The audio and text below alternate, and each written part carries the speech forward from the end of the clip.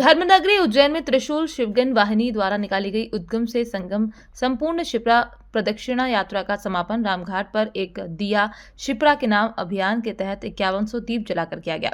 शिप्रा नदी को अविरल और शुद्ध बनाने के उद्देश्य से निकाली गई इस यात्रा में 100 से अधिक श्रद्धालु शामिल हुए। 4 दिन की यात्रा में संस्था ने शिप्रा तट के गांवों में जल संरक्षण और नदी स्वच्छता का संदेश दिया। यात्रा का नेतृत्व महामंडलेश्वर शैलेश आनंद गिरी ज्ञानदास महाराज और महंत विशाल दास महाराज ने किया।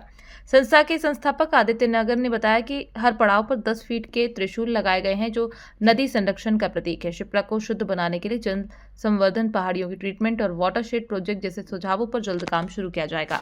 त्रिशूल शिवगण वाहिनी द्वारा शिप्रा मैया को पवित्र और प्रभावमान बनाने के लिए और उनको उनके पौराणिक स्वरूप में लौटाने के लिए हमारे द्वारा एक जन जागरण के लिए और धार्मिक रूप से आगे बढ़ने के लिए एक शिप्रा प्रदक्षिणा यात्रा का आयोजन 2 नवंबर से प्रारंभ किया रामघाट से ही, और यहाँ से उद्गम जो ककड़ी बरडी की पहाड़ियाँ हैं मुंडला दोसर में, वहाँ से होते हुए हम संगम जहाँ चंबल और शिप्रा मैया का संगम है वहाँ तक गए।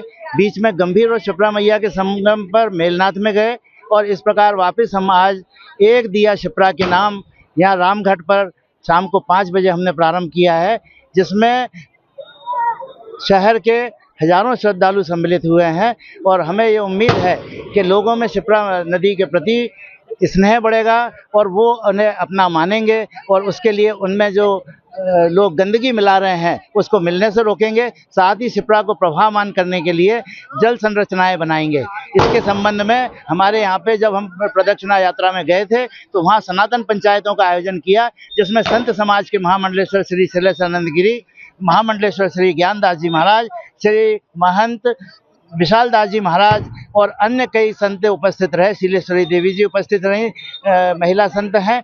तो इन सब लोगों ने मिलकर के पंचायत की और पंचायत में ये सब निर्णय लिया कि शिप्रा मैया को शुद्ध और प्रभावमान बनाया जाए। इसके साथ में ही सभी जगहों पर जैसे दकनाखेड़ी में और यहाँ पे पास में सिमरोड़ है, उन गाँवों में कम से कम 50 से 100 किसानों ने कहा कि हम अपने खर्चे से शिप्रा मैया को तालाब खोदकर जल अर्पित करेंगे, क्योंकि हम शिप्रा का जल लेते हैं तो हमें भी उनको जो है जल देना चाहिए। तो इस प्रकार से सब लोग मिलकर के काम कर रहे हैं।